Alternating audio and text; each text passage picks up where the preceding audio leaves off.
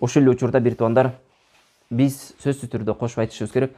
Валима кылат десек, бизде карыз алып болсо дагы эмне кылат? Той кылат. Туурабы? Бир туугандар, сүннөттү аткарыш үчүн карыз алыш шарт эмес.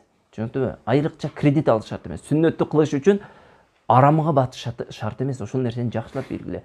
Фик илиминен үйрөнгөндүн эң чоң пайдасы бардык нерсени өкүм менен карайсыз. Сүннөттү кылыш үчүн арамды эч качан кылбайсыз. Ал эмес парзды кылыш үчүн арамды кечип өтүш керек болсо, парз ташалып турат бир туугандар. Түшүнүктүбү?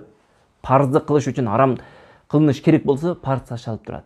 Эми сүннөт айтпай эле коелу. Бизде ушул сүннөттү кылыш үчүн эмне кылып атат? Кредит алып атат. Дагы канчалаган арамдарды айтпай эле коелу. Бир туугандар, бүгүнкү күздө биздин тойлор ысырап өзүнчө бир арам болсо, арак койгону өзүнчө бир арам.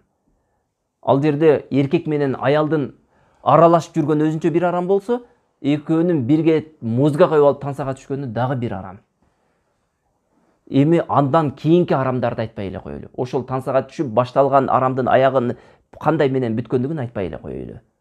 Эми бир туугандар, сүннөттү кылыш үчүн ушунчалык арамды кылыш шарт беле. Бир туугандар, бул өкүмүш сүннөт. Кылсаңыз жакшы, кылбасаңыз күнөөкөр болбойсуз. Бирок тилекке каршы буну милдет деп билип алгандагы эң ачынаарлуусу, караңыздар, шариятыбыздан алысташкан себептүү ушул нерсени шариаттын милдеттүү амалдарын кылбай туруп, милдет эмес болгон нерселерин өздөрүнө милдет кылып жүктөп алган. Бул бир туугандар эң чоң адашуу болуп эсептелет.